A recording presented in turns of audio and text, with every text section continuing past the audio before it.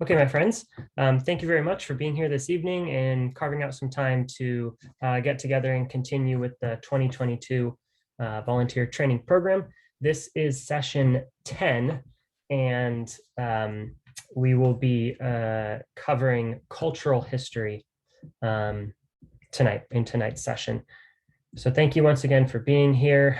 We're joined tonight by Martin Rizzo Martinez. Martin is the California State Parks Historian 2 in the Santa Cruz District, and he will be speaking to us about cultural history and about the Ohlone language family. He is also the tribal liaison in the district. So if you will please join me in welcoming Martin and giving him our undivided attention. If you have a thought, a question, please enter it in the chat box. I will monitor that. Martin, thank you so much for being here. We really, really appreciate your time and appreciate you sharing with us the information that we need in order to be appropriate and effective park stewards. So thank you, thank you, thank you very much for being here.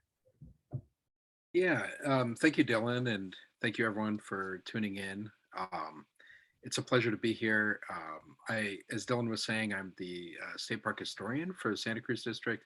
I'm a historian by training, so my research that I've done and work has been on the history of Native people of kind of the greater Santa Cruz area. I've worked in collaboration with the Amamutsan tribal band and other local Native partners. We have multiple in the region, as we can talk about too. And I've been working with them for probably over a decade now, and with parks here just in the last 2 years. So I'll say that I'm the person who used to give these is now retiring. Is my boss at the moment. Before he retires is Mark Hilkema, who's done years of archaeology. So my presentation will get into a little bit of some of the archaeology stuff, but I tend towards more of the historical angle on things. Let me say a couple things before I get us going here, and I'll share the screen. But just a couple thoughts. But first of all, it's great to speak to you all. I understand that you're going to be working as docents and in the park, Henry Cowell and everything. And I think it's really, I just want to emphasize that it's such an important job that you all do. It's you are really kind of the ambassadors to the parks. You're the people that the public, the visitors, when they come to the parks, you are the people that they interact with, and it is such a important job. And so I think it's great that you all are interested in doing this and that you're doing it. And I think these trainings are really important and helpful too, or at least I certainly hope that they will be. Um, I want to say, when it comes to Native American and cultural history, I think it's really important. I guess the suggestion I'll do is this is what Mark was telling me he would often do with people is to recommend that people take everything that you think you've learned and have learned about this history and about Native people and kind of put that aside because there really is, I think, when it comes to understanding indigenous peoples and Native peoples, there are so many misunderstandings historically, and I'll talk a little bit about some of those and dispel some of these myths. But I think it's my best advice I can give you to start with is to put everything you might know aside and just step out of that, and we'll talk about a lot of things that might be new ideas, maybe not. So we'll see. So let me see if let me check the technology first and see how this is going to work. How is that looking, Dylan? Does that look good? Okay, excellent. Well, good. I think I actually found the right view that's going to allow me to look at my notes. It's still looking good. Okay, cool. So let's start by we'll jump right into it. And there'll be time. I want to say there will be plenty of time for question and answers. So if you do have questions, please write those down. Or Dylan said you can type them into the box. And I often find that's kind of the most fun part to really kind of get to the questions that you have. So we'll get to that as well. But I want to start by inviting you to think about local history, right? And give this image because it's kind of a historical image and a contemporary image. But when we think about California history, um, you know, it's all pretty recent history. What I mean by that is, my grandparents were born in the early 1900s, 1911. Their grandparents would have been born probably, I'm going to guess, around the 1850s or something, when a lot of this history was still happening, right? A lot of the things I'm talking about didn't really, the first, Spanish colonization of California started in 1769, which, it isn't that far back when we think of it in terms of generations, right? And families. And when we look around and see kind of the state of things today, I think it's important to understand that these are all really recent changes, right? The landscape, the whole environment of what we know today is kind of recently changing, right? Undergoing things. In California, in particular, California history involves multiple what we consider like gold rushes, right? There's obviously, and of course, as we know, history doesn't begin with the gold rush, but oftentimes in classrooms it does. But the gold rush that we think of in 1850, 49, 50, drastically changed things in terms of huge amounts of populations, people moving into the states. But this happened multiple times. Again, in World War II, a lot of people refer to World War II as the second gold rush. I know on my mom's side, that's my grandfather. He served in World War II, and then he ended up relocating to California afterwards. And that's the story of many, many people who moved into the area. And then more recently, with the Silicon Valley boom, was another gold rush, right? Where another huge influx of people moving into the state of California. And so all these waves of people coming in have resulted in a lot of changes. So when we look at the environments around us, I think that it's important to think back to, and what was this like back then, and how has it changed due to colonialism and due to kind of waves of people coming in and stuff. And one of the themes that I'm going to touch back on multiple times here is that the process of colonization, right? What happened in California, as what happened in pretty much any other state too, was a process of colonialism, right? And this happened in California in three distinct waves. There was the Spanish colonial arrival that I mentioned that began in 1769, and we'll come back to that. But later, that was kind of there was a wave when this became part of Mexico for about a 40-year period, 30-year period. And then, of course, there was the American colonial instant there. But each of these waves of colonialism, they involve a process where people moved into the area and they brought with them their ways of being, their culture, their understandings of things. And this is what colonialism is, right? The whole colonial process is one where people, this is human nature too, right? People come in with their own ways of understanding the world, their own ways of growing food, their own ways of hunting, their own ways of ceremony, of celebrating spirituality. And they don't always see the colonial process, unfortunately, means that they haven't always seen the people who are already here and what existed. And so that's what we're going to talk a little bit about here. What was here before?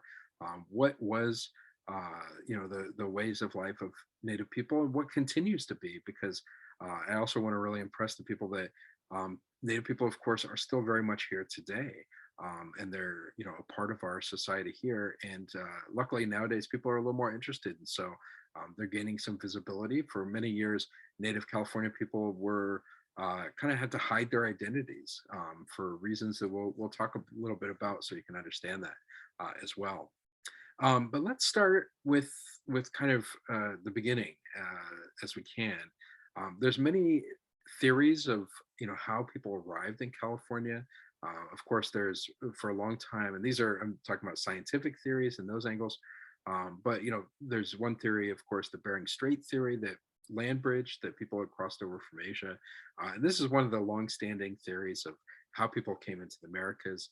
I'm sure that everyone's heard of that before. But that theory, again, it's just a theory, right? People are trying to put together based on the research that's available and based on what people can find out. But that's a theory that's come under some scrutiny in recent years, especially as people are finding archaeological sites that they predate when the land bridge was available. And so there's a lot of questions about, at this point, a lot of people feel that that doesn't sufficiently explain things. Certainly, some people may have come over on some of those moments where it was available, but doesn't explain it at all. And then there's other theories of people coming by ocean, and there's certainly a lot of evidence that suggests that may be possible too. The Chumash people, there's some really fascinating stuff that coming out of Chumash stories, but also out of some of the linguistic ties they have to some of the islanders in the Pacific. and all sorts of different things like that. But I want to, I think that more, let's say, moreover than the scientific theories trying to explain Native Californians, I think it's important to listen to what Native Californians themselves say. And so Native people here, they say that they have been here since time immemorial. And they certainly that go back as long as we can figure. And they have their own creation stories to understand this. And I'll tell you one of them for local people here. There's a mountain that's in the Santa Cruz Mountains called Mount Umunum, and this was recently opened as an open space that people can actually go visit and hike around. And the mountain itself, the name Umunum is the old name for it, and this was seen as the creation place.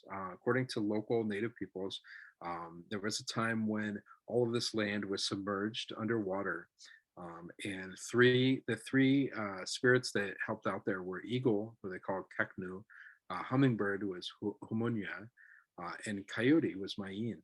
And those three pulled, in fact, it was hummingbird in part that pulled the peak of Mount Umunum out. And this is where kind of life began, right? Coyote ended up meeting or marrying with one of the first humans down there. They looked down from the peak of the mountains. And this kind of started the whole Native peoples, right? It was the birthplace of the peoples coming from this. And hummingbird was really important in this story, in this creation story. And as I think I mentioned, the Mount Umunum, of course, is named for hummingbird, which is interesting that the name kind of has this similar kind of sound, right, to the sound of the flying of the hummingbird. But one of the big stories, here's a close-up picture of hummingbird. One of the big stories of hummingbird was the story about how Humunya had brought fire to the people. And the story goes that Eagle had sent Hummingbird to get fire from Badger. And the Badger people lived underground, but they refused to share fire. And so they sent Hummingbird away. And when Hummingbird came back, Eagle was angry and sent him back and said, "You have to go get fire for us." So the Badger people saw Hummingbird coming. And so they hid their fire with a deer skin. They put a deer skin over top of the fire. But the deer skin had a hole in it, actually where an arrow had shot through it. And so Hummingbird reached in because he has this long beak, and he was able to reach through this hole in the arrow hole. And he took a hot ember from the fire and he carried it with him and he brought it back out.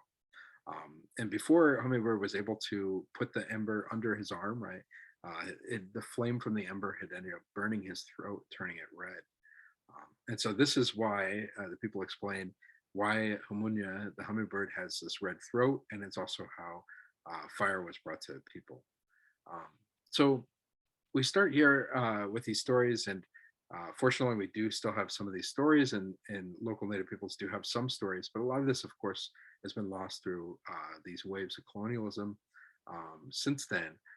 But I think it's important too. I mentioned how colonialism is this process of kind of projecting, renaming things, right? All these mountains have been renamed. Places like Santa Cruz, of course, have these Spanish names, but of course, as we all know, they had long for many years had their own names, right? Native people had names for all the rivers, all the mountains, and everything. And we're just now starting to kind of bring some of these back in here, which I think is a great thing.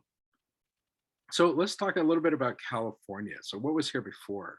So, here's kind of a little bit of a topographic map, and you can see that, there's all sorts of different regions here. This kind of gives you a little bit of a sense of the different tribes throughout the area. Of course, in this area, we'll talk more specifically about the Ohlone, but you can kind of see, some of these other groups in there. The Yokuts are out eastward into the San Joaquin Valley there.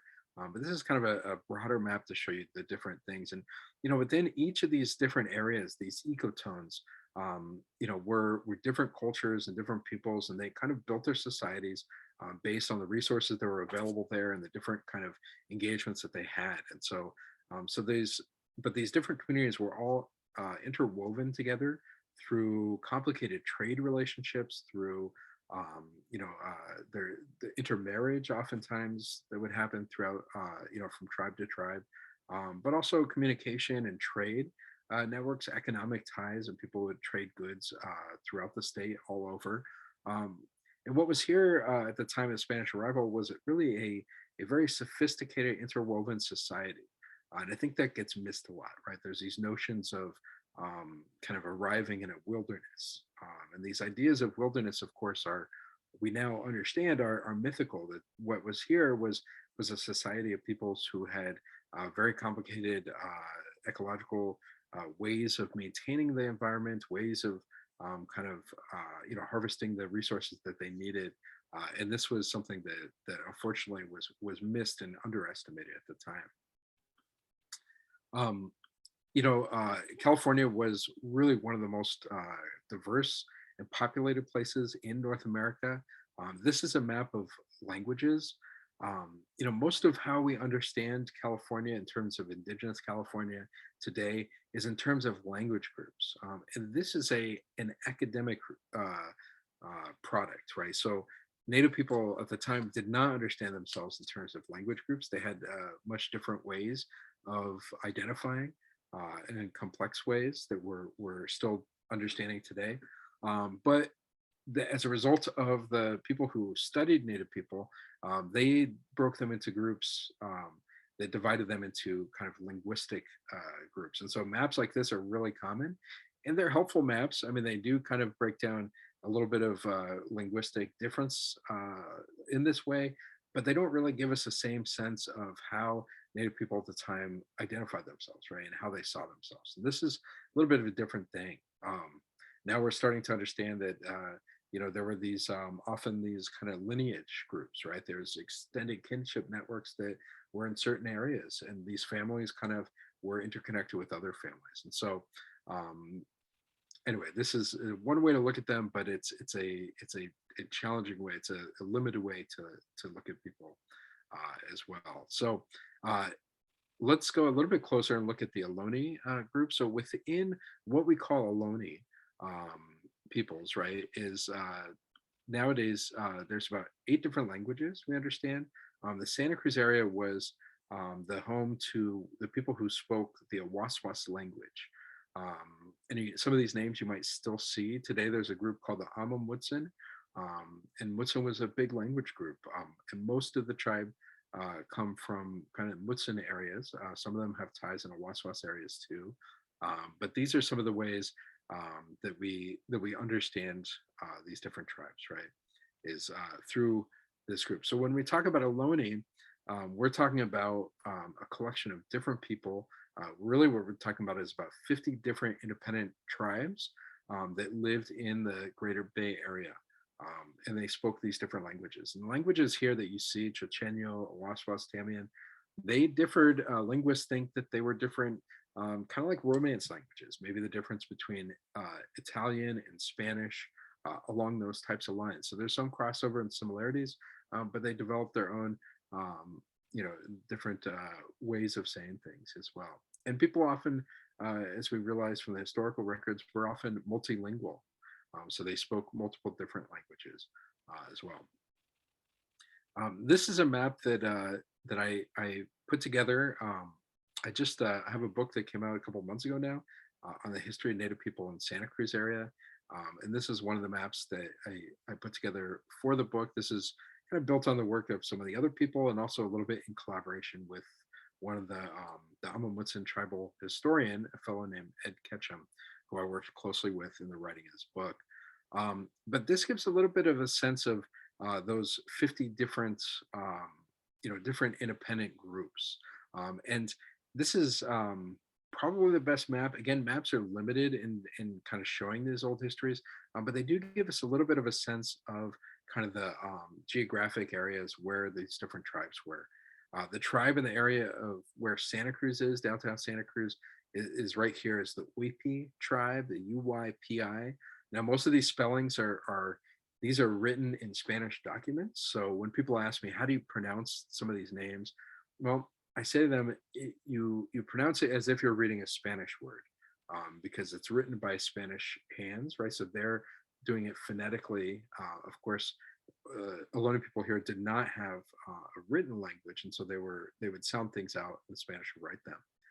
Some of these names you'll recognize. There's the Aptos, which was just south of, or I guess southeast of where the Uipi were, in what is now today Aptos as well. And then there's up here, actually, where Henry Cowell is, where you all will be working, was an area that was known as Sayanta or Zayante. Nowadays, there's Zayanti is one of these in the area. Is a town in this area, and that name comes from this name here. And Sayanta was actually most likely a village name. In fact, whenever you see in the Ohlone languages, the suffix of ta or tak means place of. So some of these names on this map, like Cholak Taka, Sayanta, Achistaka, these means the place of something, right? And they have different meanings of them. So they're usually kind of a reference to a village site. And in this area here would have been in what we think of as Zayanti, or the area of Zayanta would have been the village Zayantak, which probably would have been in the Quail Hollow area. But villages were not little dots on a map, but they're actually kind of regions. And we'll get into why that is. They're kind of broader spaces, which we can understand. But first, let's talk a little bit about names and how do we refer to people. This is a question that comes up all the time, and I think one of the big questions people have is, whether people, you should call people Indian or Native American or indigenous or aborigines. There's a lot of different words, right, that describe this, and the best answer to this is that that I hear from people I work with is always that people prefer to be called by their specific tribe, right, rather than kind of generalized as a large group. If people know, they are from the Lakota tribe, for example, or the Amamutsin, or Muwekma, if we're thinking locally, in some of the Bay Area tribes, right? So people overall tend to prefer being called by the specific tribe that they're part of, or the tribe or the nation, right? Is one way to think of it. But in general, for the Bay Area people, for a long time, they were called the Cosanoans. And the word Ohlone is a relatively new word, although it was first used in the 1850s, and a little bit of a history of the word Ohlone so that people understand. But this is a word, you notice on the map here that there is just north of the Kiroste on the coast, is a tribe that was called the Ohlone, Oljon. Well, in the 1850s, there was an American English-speaking ethnographer who asked some people up in San Francisco, what do they call themselves? What tribe are they part of? And the answer that they received was, somebody said Ohlone. And now people think back and they think, okay, this person was probably from this coastal tribe, the Ohlone, which ended up at Mission Dolores in San Francisco. But this kind of became attributed to the whole Bay Area, partly because the word Cosanoan just is a Spanish word to mean coastal people, right? So it didn't really mean anything, whereas Ohlone was a native word. Now, some people like the word Ohlone and others don't. I've talked to some of the Amamutsin folks who don't really care for the word Ohlone because they don't think it applies to them.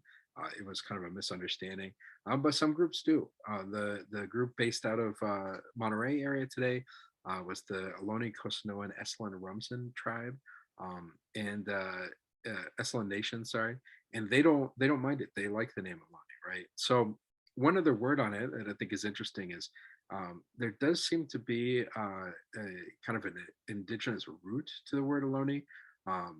In the Sierra Miwok language, which is a language that is related. It's both Penutian, which is the same linguistic root as the Ohlone language, but the word for to describe something to the west or westerly is the word for that is Ohlonowit, right, which is very similar to Ohlone or Ohlone or Ohlone even. So some people think that there's a root connection to this, and possibly the name of the Ohlone tribe may have been because they're a very westerly tribe, right?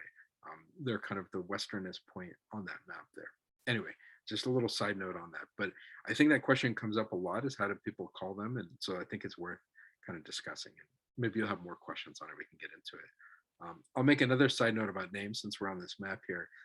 But the tribe, the Whippy tribe, when Mission Santa Cruz was founded in 1791, the chief of the tribe was a man named Soquel, which some of you may recognize if you've ever driven in Santa Cruz or lived in, like I do now, in Soquel Village area. But that a lot of people do not realize that, but that was actually the name of the tribal chief at the time of the mission. And that's another one of these words that kind of maintains throughout this time here. Okay, so moving on from that, let's talk a little bit about the arrival of the Spanish. So, you know, as I mentioned, it wasn't really until 1769 when Spanish arrived here in, large groups and started to actually move into the area and colonize the area, as we call it. But there were a couple who passed by earlier. Of course, Cabrillo was famously sailed by. There's a lot of things commemorating Cabrillo these days, including the college just south of here. But he passed by very briefly, and he named it. He gave it a name. Again, this colonial process is always one of naming things, right? This idea of discovery involved people naming things, even though, of course, they all had names already. In 1602 is when Vizcaíno came, and he actually stopped in the Monterey Harbor. But his stopping there and naming it was a big part of why in 1769 people came up into this area and why they moved into this region. Um, so we'll get into a little bit more detail, but well, let's see. We already covered that. Let me go to the next slide here. I got a lot of slides, so um, working through a lot of things here. Here's another map for you. I know it's a lot of maps so far. We'll move into some other images, but we'll start with these. This is another one. I worked with Alma Woodson Tribal Chair Ed Ketchum on this map, and I really liked it. This is something he actually had been putting together, and I kind of adjusted a little bit. But I liked his way of looking at this. But as I was saying, when the Spanish came through, they would name things, and of course, everything had its name, right? All the mountains, all the rivers, all the everything in this area. Some of the names we still know. Some of the people called the mountains that we now know as the Santa Cruz Mountains as Maxareja, right? It's written in here. And you can see kind of in the sideways here on this map is some of the mountain ranges, the names of them that we know in this area. I like this one because it gives a little bit more of a sense, takes out some of the today's markers and just gives you a little sense of where the villages were located and where people were to the best of our understanding today. A lot of this, again, has been lost, unfortunately, because it's been difficult. When the Spanish arrived here, as I mentioned before, they encountered a very sophisticated society that had these longstanding, trade relations, politics, spiritual relations, and interrelations between different groups and different tribes and different families.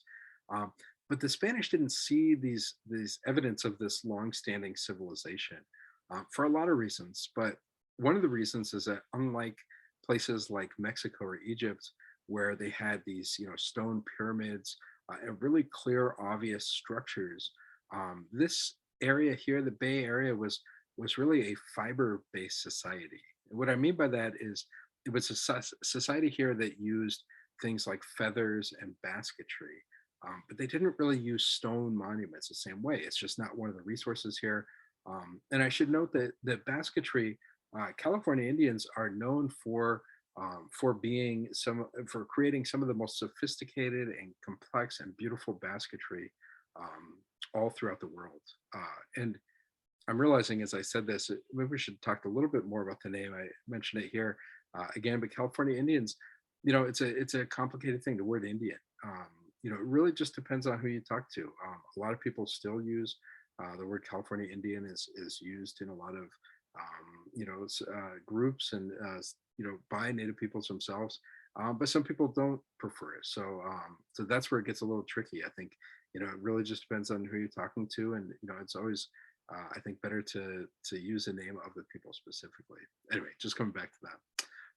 Another way that the Spanish didn't understand the society that was here is that when they arrived, they didn't see fences, right? And they understood gardens and gardening in this European way, where you would fence off a particular area and then you would work those lands and produce things.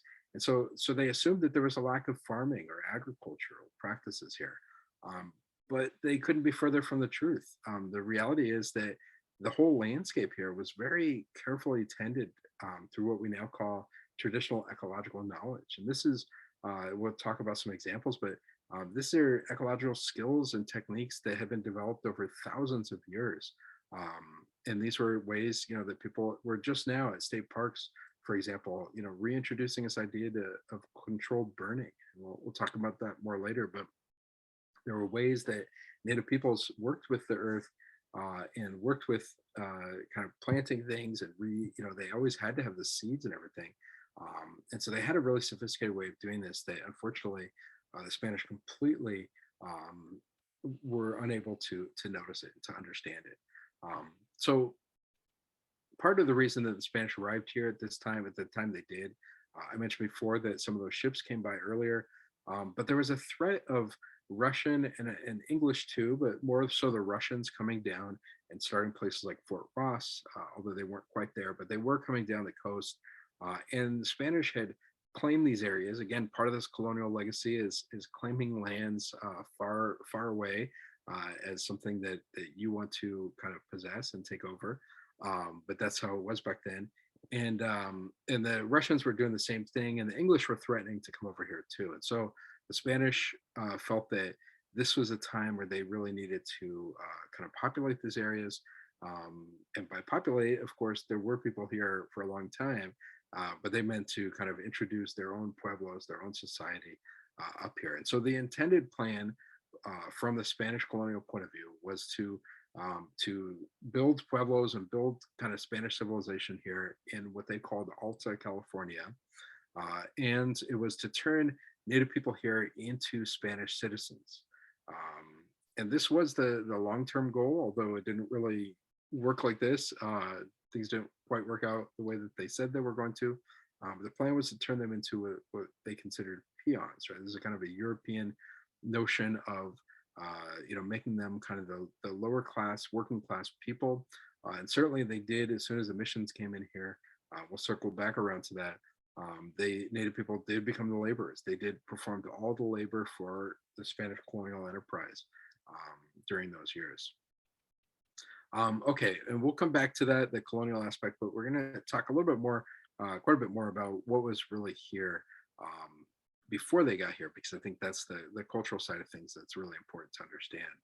So, we talked about this abundance of kind of resources that's in this area, and the Bay Area is always been, it continues to be just a really a place full of abundant plants, foods, and stuff like this. And it's been like that for a long time, right? At least going back to 4000 BC, if not earlier. In fact, probably quite a bit earlier, because we know that the ocean tides have actually lowered, or I'm sorry, has risen, and that there are old village sites that are lost to us because they are sunken, right? They're underwater at this point. So what we do know is that it was around between 8000 and 4000 BC that the San Francisco Bay, to some degree that we know today, really kind of stabilized and into what it is now. And then this is when people really kind of started forming the relationship that they had with the earth around us, right? And by doing that, kind of the cultural world that they created there. So there was a cultural shift around 1100 AD, more recently, that brought in new technologies. And you can see here kind of the shift here from some of the different types of heads that were used for hunting. But I bring this in because it's important to think too, we tend to think of Native people in our society, we tend to think of Native people as very static, right? As living in one way, and not think of them as dynamic and changing over time. But of course, it's important to remember that cultures change all over time everywhere, right? They were changing. The Spanish who arrived here, we don't live the same way that they lived in any way, shape, or form at all, right? There's certain things that have influenced us, and the same thing happened in Native societies, right? Change took place. They developed new technologies. They kind of figured out new ways of doing things, and they advanced their civilization that way as well. In the early 1900s, there was a anthropology student at Berkeley named Nels Nelson. And he was a really important figure in this history. He really noticed as he was going around the Bay Area, he was noticing these different mounds. And I mentioned before that this area is different from Mexico and Egypt in that we don't have these kind of monuments and stuff. But we did have, even though we didn't have stone, we do have these huge, what they call shell mounds, and there was also earthen mounds. And he documented over 400 of these huge shell mounds. They were all throughout the bay. And we're really fortunate that he documented these because unfortunately, a lot of them have been destroyed since then. And I'll show you, this is some pictures of the Emeryville shell mounds. And of course, now if you go up to the same spot where this is, there has been a fight by the East Bay tribe, which is the Confederation of Liaison Ohlone, led by Karina Gould, but they've been fighting to kind of protect what is left of these shell mounds, which is really important. But the right now at this site is there's a mall right there, and it's called there's like Shell Mound Boulevard that goes there. So there's names commemorating this, but for the most part, most of that shell mound has been destroyed, and it was a massive, massive thing. And you know, the important thing about these shell mounds is that they are monumental features, right? We understand people who study societies and cultures realize that these are signs of very complex societies, right? They are signs of you know, of structure hierarchies within society, sophisticated trade, and everything there, right? Spirituality and practices and everything.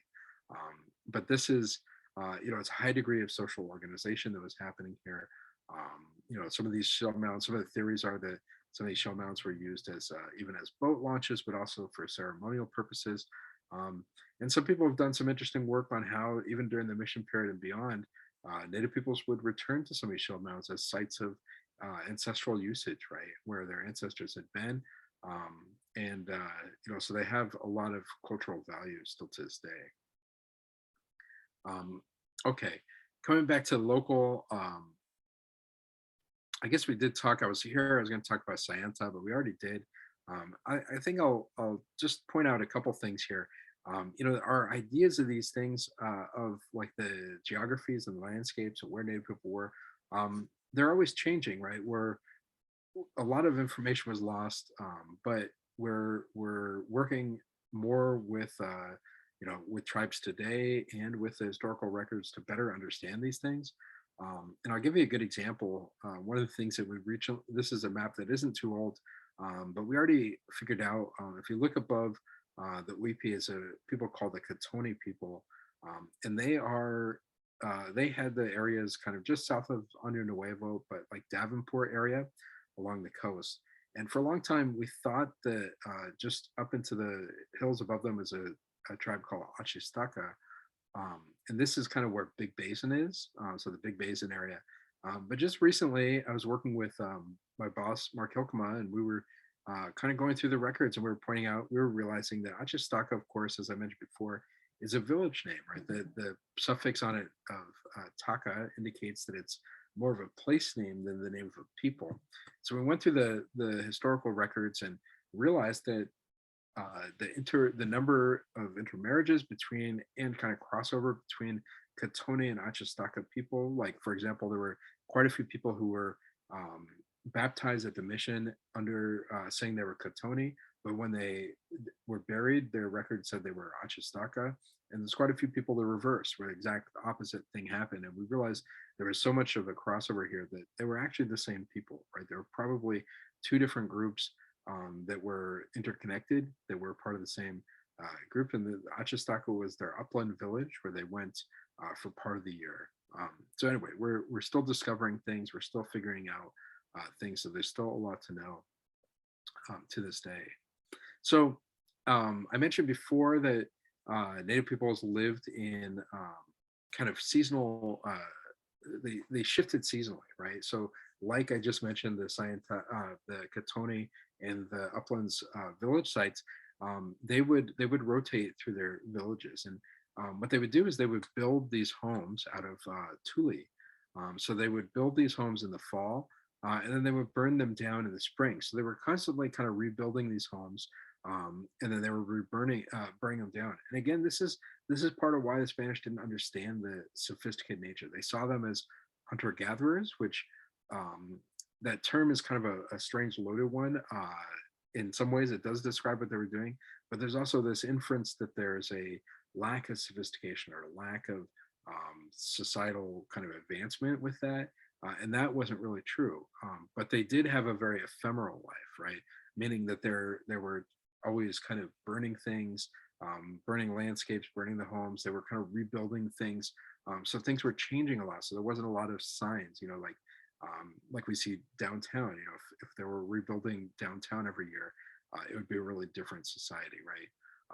So it's hard to notice these things because of the societal differences, social differences.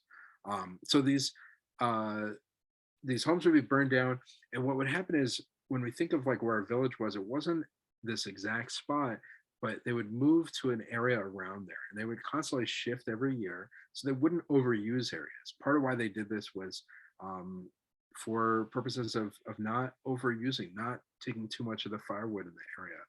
But if you shifted every year, you would allow places to regrow, right? The fields that you would use one year, you would burn them, and then you'd give it maybe 5 years before you return to that same field, right? So you had multiple fields that you could work at over time, right? So there was constantly this rotation going around, the seasonal rotations.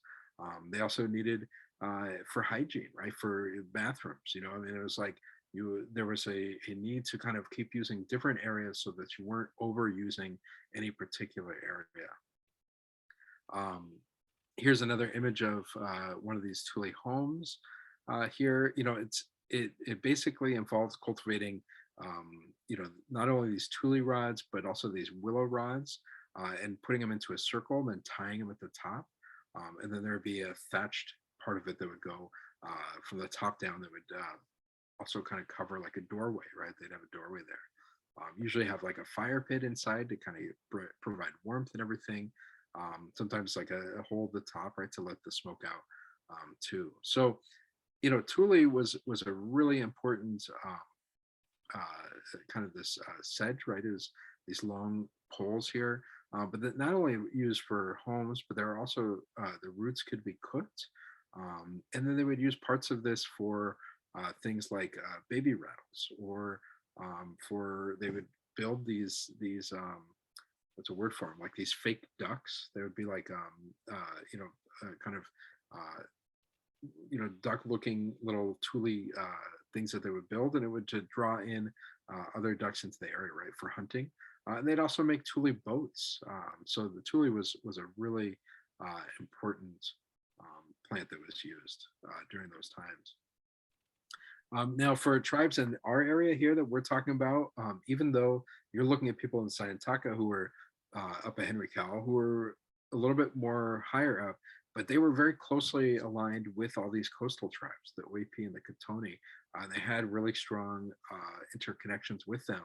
And so the coast provided a ton of different resources, and things from um, all sorts of shells and shellfish and all sorts of seafoods that were brought up and up into the hills, and that were traded and sold all sorts of places.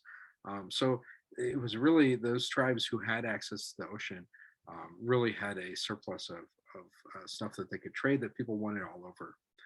I found a record. There was a record from Monterey area where in the early kind of Spanish colonial times, where when they were building Mission San Carlos in Monterey, and they had called upon some of the tribes from Santa Clara to help them build. And these were not baptized people; they were still living in their villages, and they invited them down there to help them build things. In exchange for that, they gave them access to the coast, where they told them they could fill 6 wheelbarrows full of abalone, which they did. Right, so you must think at the time that they, the opportunity to get to the coast and to get some of these resources that they'd been trading for years, must have seemed like a good opportunity for them. So amongst the sea types of shells that they would get, mussels would be used as razors. Abalone were super important. Abalone, the word abalone actually comes from the Rumsen word for them, which is very similar, Ohlone. And so it's kind of a change on that. In fact, I should mention that the village that was in the area, probably that's right near the boardwalk, there's that beach hill. And we know that's an ancestral village. And we believe that that was a village called Ohlone, which again, talk means place. That word probably means the place of the abalone. So that name even kind of exists there in Santa Cruz.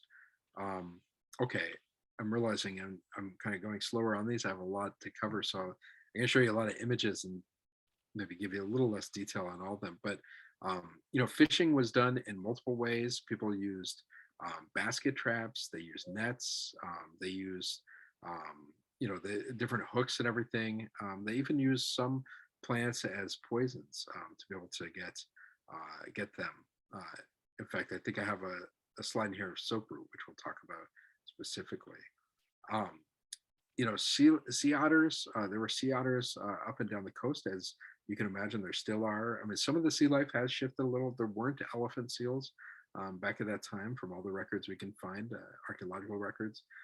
But otters were certainly here, and actually, that's a big part of why the Russians were headed down into this area. And so Ohlone peoples would hunt the otter as well as some of the other sea lions and stuff like this too.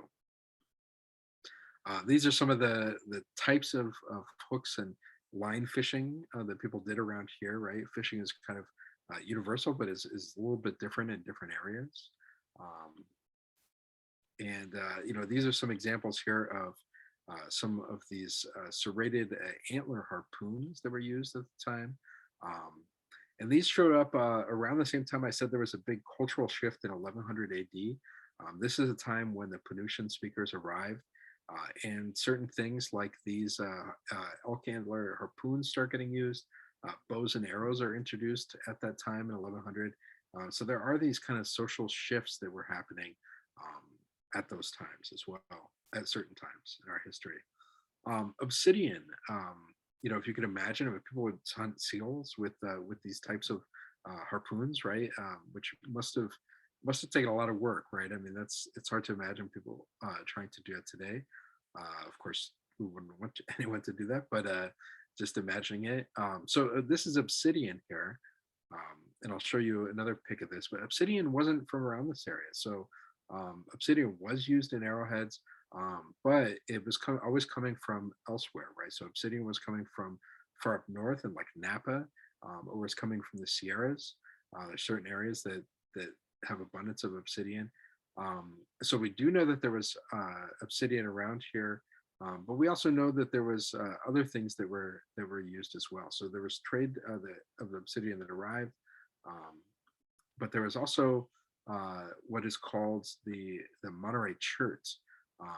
Monterey chert occurs mostly in the Año Nuevo area, and the tribe that lived there was called the Quiroste tribe. And that tribe, the Quiroste tribe, was at the time of 1769, when Spanish arrived, they were one of the few tribes that Spanish referred to as a nation, because they were a very powerful group. They were the most powerful of local tribes, and part of that is that they had an abundance of this Monterey chert that they could trade. And they also had something else, the Olivet shell, which we'll talk about soon here. When people were hunting, there's a drawing from 1810s, Louis Choris, from the Russian boat that came through here. But this drawing shows, they did hunt without clothes. And part of the reason for that was that they, the clothes, when people sweat into clothes, it keeps your scent there, right? And so they were trying to hunt animals in a way that they could hide from them, right? They'd have to get very close to them and find a way to do that. So they had to do that, and they did that by hunting naked. Although they did have some clothes here and there, but for the most part, they didn't wear a lot of clothes in this time before colonization. Here's another image. This is from Frank Latta's collections from Yokuts, people inland, give you a sense of that. So sometimes when they're hunting, they would wear things that made it appear that they were deer, right? Deer don't have the best vision. And so when they would wear antlers like this, it allowed them to get a little bit closer and sneak up on them. Again, they learned these techniques over thousands of years where they really figured out things. I mentioned earlier controlled burns. Well, one of the reasons, amongst many, that they would do these controlled burns is that it would open up areas that that allowed for hunting, right? So it was a strategy to kind of open up certain areas where they could hunt, um, and uh, and have access, and kind of open up fields so that the grazing animals would come in there and do that and be there for hunting. Um, but they did it for a lot of reasons too. They also did it because certain plants really only would come around if they burned off some of the underbrush. They did it to prevent some of these catastrophic wildfires that we have today, and there's a reason why people are starting to get back to the practice of of burning things, or doing controlled burns, right? Um, but back then they did it for that, but they also did it because certain plants. And one really good example of this is the hazelnut, California hazelnut.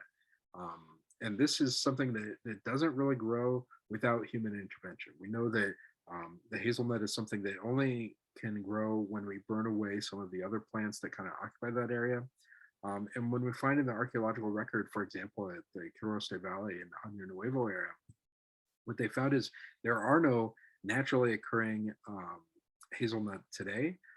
But in the archaeological records, when they're digging into what were people eating at that village site there, they find a ton of it. So we realize, okay, well, this is evidence that they were doing these burns, that they were kind of creating a garden there, that they would burn things away so that they could grow the right plants that they wanted. So again, it's a human human intervention here in these types of things. Um, okay, a little bit more about the spot burning, but this picture here, people may recognize as Ishi. So, uh, Ishi came down from his village site in 1911. Um, and again, I mentioned before, but that's the year my grandparents were born, right? That wasn't really that long ago. So again, this California history we think of as being way back, but it really wasn't that long. Okay, so let's talk a little bit about seeds and plants and baskets. So, replanting seeds was a huge practice here.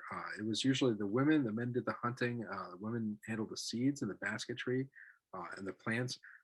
When the Spanish came in, they brought with them livestock, right? And these livestock needed pasture lands. And so, one of the first things that the Spanish did was that they basically obliterated all of the open fields and areas. And they either planted their own seeds. We're talking about like onions and wheat and different kinds of beans. The plants that they brought with them up there, or they turned it into pastures for cow or for cattle.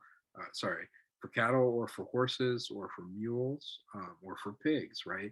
So they brought a lot of livestock here, and those livestock just obliterated these fields that they saw as just empty fields. And of course, what they didn't realize is that Native women had been tending to these fields for millennia, right? They had very carefully harvested certain plants, certain grasses, and I mentioned before that the basketry was really incredible.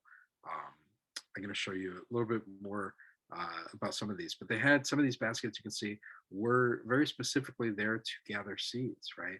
And seeds were used either for replanting, but they're also used in food. When the Portola expedition passed through, they were starving, they were dying, those men, and so they were fed by some of the local groups, including the Quiroste up in Año Nuevo, who fed them. And they described what they ate as these seed cakes. They were seed cakes with honey, right? So they were kind of using the seeds there in kind of these interesting ways into creating these foods here. Um, let's see. So acorns were gathered. Acorns people talk about, but acorns were a huge part of the staple here. One of the big carbohydrates that people ate. But the process of turning acorns into meal and something edible is a really labor intensive process. So first of all, it involved the kind of gathering of the acorns, right, as you can see in this image here, in kind of these granaries that they're stored in here. And then, went too far. They had to be leached, right? So there was a whole process by turning them from the raw acorns into something that people could eat. And there's many steps to this whole process, right? They had to be leached to kind of pull some of the tannins out of them. They also had to be ground down. And that's what a lot of these cup noodles that people will find in the mountains here still. are these old grinding stones where people, primarily again women, who would sit there and grind these, right? Kind of like a mortar and pestle that they would use to do this. And then they would put water in them. So the process of heating these is really interesting too, because they didn't have like an oven that you could just turn on, a stove that you could turn on and heat things up with. So what they would do instead was they would have to make these baskets that would be watertight. So they'd have to use the right grasses so that water could not get through this. And then what they would do is they would put water into these with the acorn flour, and then they would put in these. They would heat these stones, and they would put these stones in, and then that was one of the ways to remove the tannic acid from it. And this is what that process looks like here, right? And one way to do that here. So there was alternatives to acorns as well. These are buckeye nuts, and again, people tend to think they only had acorns, but there was an abundance of things, right? If you couldn't find one thing one year, you could use a different resource for your foods. There was just so many different things, and they were very tuned into all of the different types of foods that were around here. And those underwent a similar process to some degree. There are a ton of berries that were native to these areas, right? And these could be eaten fresh, right? Dried and eaten later, or made into a juice. There's many different ways, and there was pretty much a basket for everything. So I'm going to show you some of these baskets in a minute here. But first, there's soaproot too. I mentioned soaproot earlier. Soaproot is a really fascinating plant. It was used as a medicine. It was used as a food. People could eat it. It was also used as a soap, right? People could lather up, and people could clean themselves with it. But there was a toxicity in it, right? So to turn it into a food, you had to be careful with it. You had to roast it for a long time. But what's interesting about that toxicity is that toxicity actually turned it into a good thing for hunting fish. So believe it or not, the toxicity in it wasn't that it would poison the fish, although it was kind of used like that. But they would throw super into an area where there were fish, and there was something about the toxicity that it would pull the oxygen out of the water. And so what would happen is the fish would suffocate, and they would kind of float up there, and they could just gather the fish. So superroot is just a very fascinating local plant with a lot of usages. And I've heard, recently there's a new piece of land that's becoming part of Big Basin, and there's a rumor that within the area there's a big patch of soap that people have found that's going to be part of the park now. And those patches, again, they're evidence of human intervention, right? They're not naturally occurring patches, but that's probably an area that for thousands of years was cultivated because they knew that they could go find, right? They could replant these all the time there, and they can go back and find them. So I think we're still learning what the forests have to offer and how they've been managed in these ways. All right, so here's a couple images of baskets. Basketry is, again, some of the finest in the world. The designs, they tell stories. They were used in storytelling. They were used in many different ways, and they some of these patterns meant a lot of things. And today there is a California Indian Basket Weavers Association that is working to do this. And down in Monterey is a woman named Linda Yamane, who's a Rumsen woman down there, who is probably one of the most knowledgeable people in baskets today. So some of this does continue. And here's just, again, some varieties here. You can see some on the top right is some of those seed gathering ones up there, but baskets were used to carry, of all different sizes. They were used for cooking, to carry foods, as plates. Baskets were used as shoes. I think I mentioned the duck decoys earlier, cradle boards for children. And when we see baskets today, the versions today, they aren't really indicative of what they look like before. Here's one here that is covered with these Olivea shell beads and little abalone pieces, but they would have had feathers on them at the time, right? Again, some of this is lost with time over the years, but they would have been really ornate with feathers. These are some images from museums. The reason that we have some of these, there's not a lot of baskets that still survive from this era, but when these colonial ships came through, when the Russians came through in different groups, they would often they would trade for these baskets, and they take them back and put them in their museums. So there's still most of these baskets are found in museums across the world, London and Moscow, um, St. Petersburg, I think, and some of these. So it's a kind of an interesting thing where these museums have kind of collected things, but on some ways it's allowed to preserve some of these that we don't have that many examples of today. Here's another example of this. And this brings us to talk about shells, right? So these on the top here are Olivea. Actually, all these are Olivea shells. Olivea shells are really important in this area. And again, I mentioned the Quiroste up in the Año Nuevo area. They had the Monterey Church. The other resource that they had there in abundance was these Olivea snail shells. Now, it's these little snails that lived in these shells, and the snails were not used for anything else. They didn't, they weren't eaten. They didn't provide any other resource, but their shells were ornamental, right? They were used, and I'll show you some other images too, um, of different Olivea shells here. But they were used as a currency. Here, let me go back a little too quick.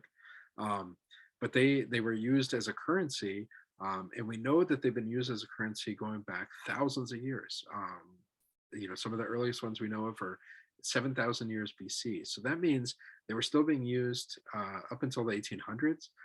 So that means this is a form of currency, the same shells here, that were being used for almost 9,000 years. So to the best of my knowledge, that might be the oldest currency in the world that was used continually, which is pretty incredible. And these shells came from the coast here, but they were traded all up and down the state, all inland. I mean, they find some of these shells in archaeological findings, in the Southwest, down in Mexico. I mean, so they were really traded all over. Really pretty incredible. And what they would do is they would take those, they would leach them, kind of boil them to get them white, and they would chip them down into different shapes. And again, they were used as currency, but they were also used as decoration, as adornment. It's really kind of interesting the ways that they were used.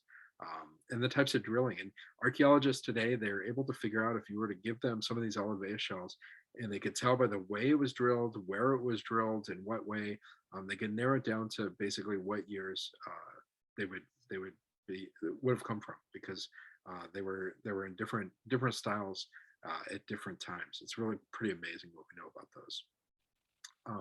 The other big shell that was used is abalone. So these are some abalone pendants that date back to 1200 and 1500.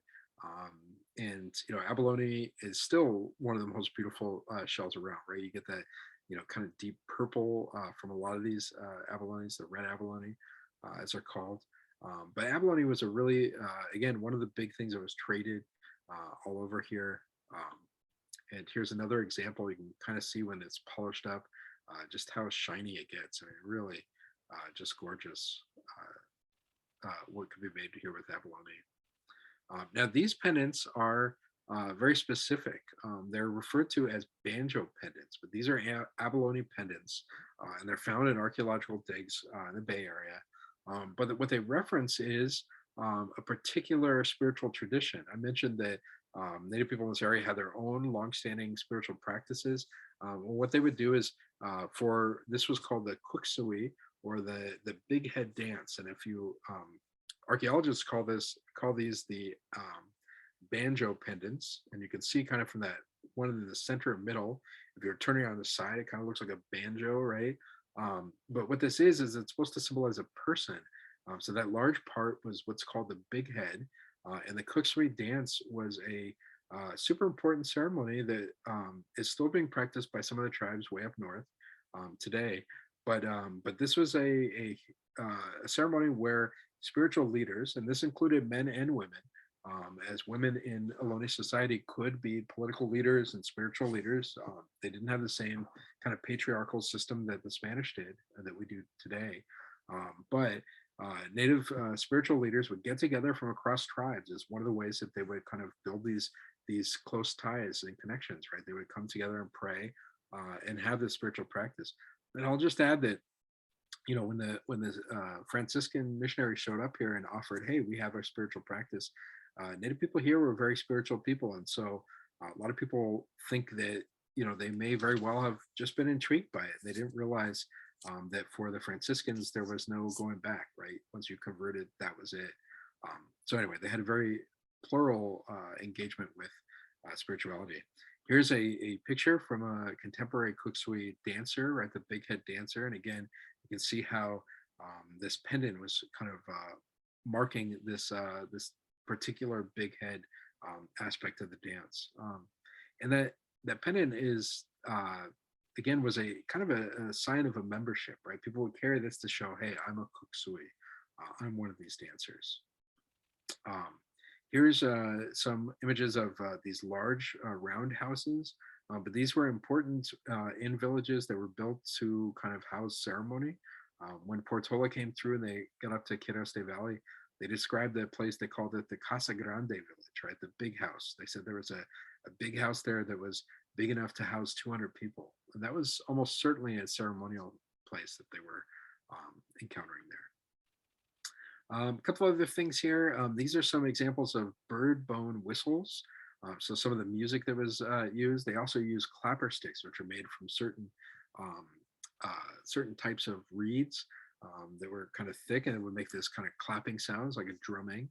So there's a lot of music that they would use as well. And then they would use feathers for dance regalia too. And I'll show you a couple of quick images of some of this. They would make these bandoliers, which were made by sewing together these little flicker feather shafts. So when we see these images, you see that, and I'll show you a couple images that we have of these paintings and stuff. People are wearing them, but it's really incredible how many of these flicker feathers are used in this process. These flicker feathers, like looking at this bandolier here, and there's some drawings up there. We can see people with these bandoliers on their heads there. But look at the tail feathers there of that bird. This is a woodpecker here, right? So these are little red woodpecker tail feathers. So there's only a couple of those feathers. So I mean, it would involve a process of basically plucking those feathers off of a ton of birds over time, right? It's not an easy thing to do. So you have to think, just to make one of these bandoliers would have taken a long time, a lot of patience, right? A lot of working closely with these birds to get them there. These bandoliers show up on a lot of a lot of these things. They're also these. Some of these are like magpie feathers, the ones going straight up here. So you can see it. These are old drawings from the 1800s from people traveling through the area. This is a modern drawing painting by Anne Thierman, who works closely with the Amundsen tribal band. This is actually kind of drawn in collaboration. She's working on another one that's going to be up in Capitola, down in the village there. She's working with the tribe on that's looking at kind of some of the ocean resources. But these things are great. She's really doing a lot of research and trying to do these as accurately as possible, which is pretty fantastic. So kind of getting up, we'll close a little bit pretty soon. I got a little bit more for you, and we'll go to questions. But talk a little bit about colonization, what happened. So after 1770, it was a huge change in things. So as I mentioned, the reasons that people went into the missions were numerous, right? Some of them were curious about Catholicism, but also as tribal members went into their let me show you this. Actually, hold on here. I just want to see which slides I had here. As people went into this, it would also, if you consider the tribes were about, say, 200 people in the Santa Cruz area. In the Santa Clara Valley, the tribes were much bigger, but in the mountain areas, they were a little smaller, these kind of small extended kinship networks. And let's say you had, 30 people go into the missions. Once they were baptized, they were not allowed to leave the missions. And I don't think that they realized that going in. And so it made it difficult, if not impossible, for different tribes to be able to maintain their way of being, right? Their trade networks, their practices, right? To feed themselves. And when I looked at Mission Santa Cruz, the numbers of people coming into the missions increased dramatically over the winter months, which makes me think that this is a product of starvation, right? That they were not having the same kind of surpluses because people would move in. Now, sometimes there would be chiefs who realized that they were losing their political powers because people were relocating to the missions. So they themselves had to go into the missions to kind of try to maintain some of those powers and influences, right? So this whole process kind of, there's many things. I mentioned the environmental factors. All of a sudden, with livestock and all of the agricultural fields and stuff, made it impossible for people to be able to to get the foods that they needed, right, and get the resources that they needed. And this would have impact on the other groups that they would trade with. So the impacts kind of radiated from there. This is a map that I made that actually, well, I worked with somebody to make this at the suggestion of the Amundsen Tribal Chair, Valentin Lopez. He had a great idea. He said, hey, can you make a map that shows all of the tribes and villages that were impacted by Mission Santa Cruz?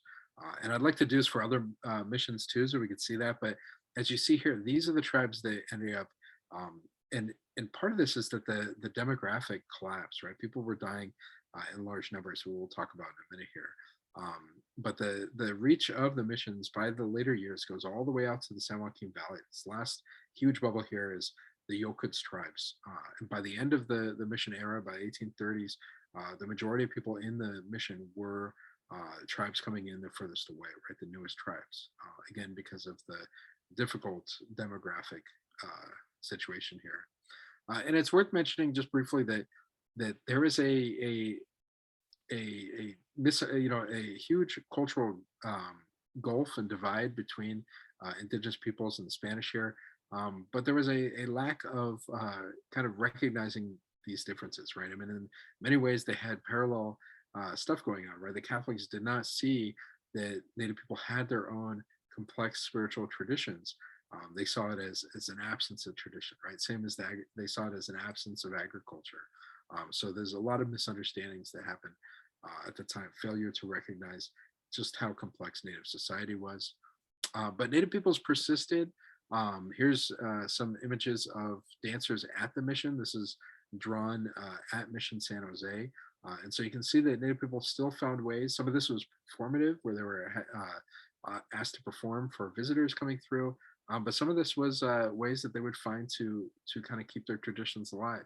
And they certainly did in many ways. A lot of these practices and dances were, ceremonies were conducted still to this day by some of the tribal members. So I mentioned before that people were not allowed to leave. They did give them seasonal passes to go visit relatives. In fact, they recognized that if they did not do that, they probably couldn't maintain the missions, that people would have left them entirely. Some of the padres actually mentioned that, but part of it was people were dying in huge numbers there. So part of it was diseases, part of it was the malnutrition, and part of it was the violence, the systems of punishment. That was not the way that Native people did things, but it was certainly the way that the Spanish did, and they imposed that on them. This is really quick, just some numbers. There's no test on this, but I worked with some other folks, and we're looking at just the numbers of baptisms and burials at Mission Santa Cruz. I just want to give you a little sense of just how difficult those numbers were. If you look at Santa Cruz highlighted here, Santa Cruz is a little smaller, partly because of being in the mountains in this area. So overall, the numbers were nothing like Santa Clara above it. But of the almost 2,300 people who were baptized here, over 90% of them died by the time the mission ended. So it was pretty catastrophic in terms of that. So people who survived that would have survived seeing 90% of their kin and their relatives dying. Mission San Batista wasn't much better, 85%. It does vary a little bit, but overall they're pretty awful. I also did this is a chart I put together. I was looking at birth rates and infant mortality, just trying to understand how devastating those times were. And what I found was really horrific and unfortunately very tragic. Over half of the children born is about just under 500, 471 Native children born in Mission Santa Cruz, and just over 50% did not survive to the age of 1. Another 25% did not survive to the age of 5. And these numbers, I did look at the numbers that we know from the archaeological reports on cemeteries of, what was infant mortality like before the missions got here, before Spanish colonization.